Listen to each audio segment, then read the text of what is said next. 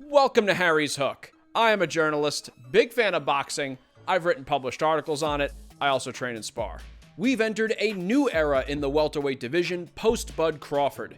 Jaron "Boots" Ennis put on a masterclass boxing beatdown, seizing Eimantas Stanionis' WBA title via 6th round demolition, becoming the unified welterweight champion. In today's video, I'm going to analyze the fight, discuss what we learned about Boots Ennis, what he should do next, and how he compares to Terence "Bud" Crawford. Stanionis at times landed clean shots and made some rounds competitive, but Boots brilliantly controlled range, mixed targets, and ultimately beat down the tough Lithuanian. This was a quick prediction on my live stream before the fight, and one particular adjustment I was looking to see from Boots. I think Stanionis' style kind of serves Boots well. I think the fact that he has that high guard, I think that's going to allow Boots to really work. I'm particularly interested to see how Boots uses his jab, because I think he didn't use it enough in some recent fights. Boots and his team clearly knew this. Whether Ennis was boxing southpaw or orthodox, he pumped the jab, used probes, and brilliantly controlled the distance. This was a key change in strategy, as the CompuBox data shows. 2 fights ago against David Avanesian, Boots' jab numbers plummeted after round 1. In his prior fight against Karen Shukazan, they fell after round 4. He won both of those bouts, but he didn't have this kind of performance. Just look at the jab numbers against Stanionis. And sure, only 7% of those actually landed by CompuBox count, but that just shows the versatility of the jab, because many of them weren't meant to land. They were there to occupy Stanionis' guard, dictate the pace, control the distance, and set up other punches. So, one thing we learned is that Boots is absolutely capable of not only making major strategy changes, but having the discipline to stick with those changes. And that's going to be crucial for him as he takes on bigger challenges.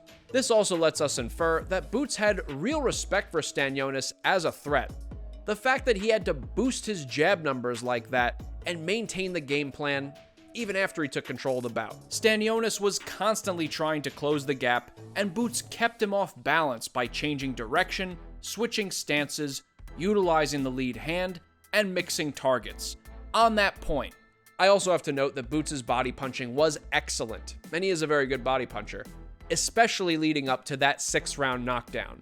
We can see Ennis land stinging blows downstairs that cause Stanionis to cover up, shrink down while bending at the waist, leaving the middle lane to the head open for Boots' vicious uppercuts. Now look, Stanionis still got some licks in. One of the flaws in Boots' defense is he doesn't do a great job at using his offhand for protection while throwing. He'll also sometimes drop his hands after punching. Seems he likes to rely on his upper body movement and reflexes quite a bit. Stanionis would often try to exploit this by countering on the same side where Boots fired, at times succeeding, but Boots didn't seem fazed, and then adjusted by blocking. Part of that confidence comes from the fact that he knows he has a good chin.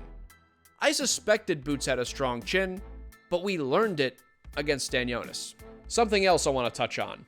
Boots said in his post-fight interview that this is the kind of performance you get when you give him a real challenge. The biggest part was just me having my fun, being myself, and having a live body in front of me. When I got a live body in front of me, y'all see what happened. For some fighters, I might not believe it, but I think I do with Boots. In recent bouts, he seemed to be fine with just slugging and abandoning the jab. We learned Boots is the kind of boxer who steps up in a big moment, such as a title unification against a hungry, undefeated opponent. I just hope that he doesn't lose the kind of focus that I do when I'm recording, doesn't lose the kind of focus. Me. Okay. I just hope he doesn't lose too much focus in a stay busy kind of fight, because crazy things happen in boxing. All right, let's look at the future prospects for Boots. He is big for 147. Stanionis is a solid puncher and couldn't budge him. That power-chin combo is a real problem in this division, exhibited here in round 3 when both fighters connected clean. Stanionis was visibly affected. Boots looking like he got slapped with a napkin. Jaron's father and trainer Bozy Ennis said Boots wasn't going to stick around at 147 if there's resistance from the other champions to unify the belts. I think that's probably the right approach. If he can still make 147 and perform at a high level, which he proved and we learned against Stanionis, then he absolutely should go for undisputed. He's now unified champion, and the other two belts are held by Mario Barrios and Brian Norman Jr.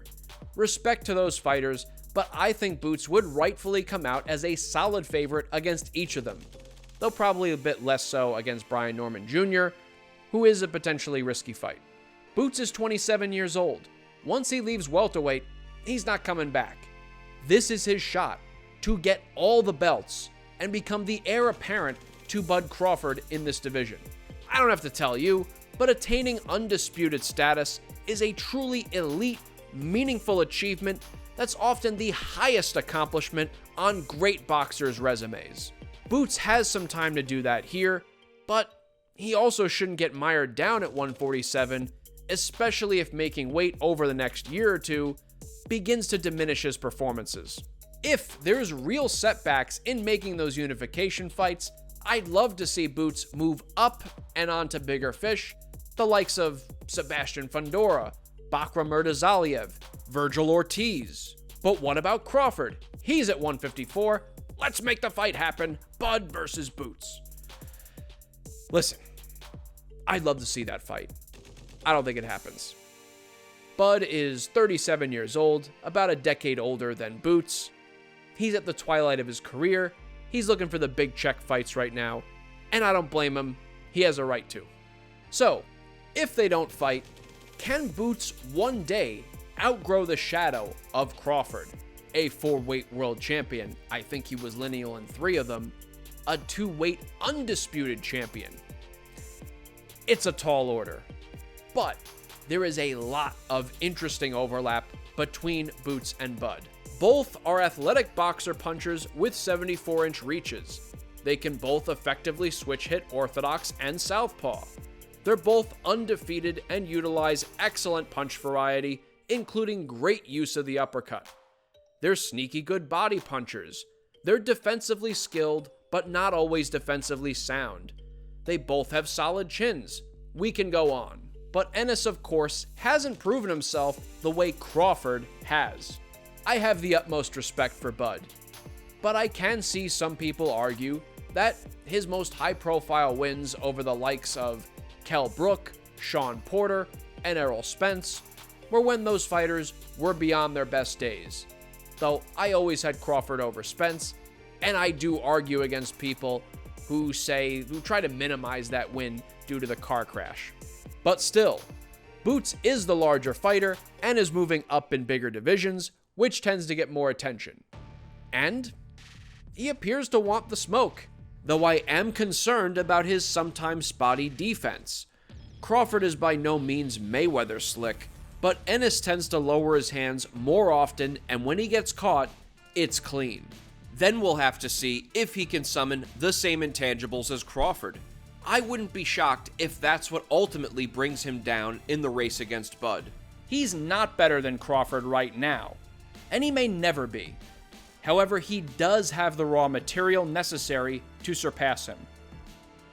However, Bud isn't done quite yet. If, and that is a gargantuan if, he is able to defeat Canelo Alvarez, there's damn near nothing Boots could ever do to catch up. And that right there is Harry's hook. Let me know what you think in the comments. Did you learn anything about Boots from this fight? Who do you want him to face next? And who do you think, Boots or Bud, finishes higher on the all-time list?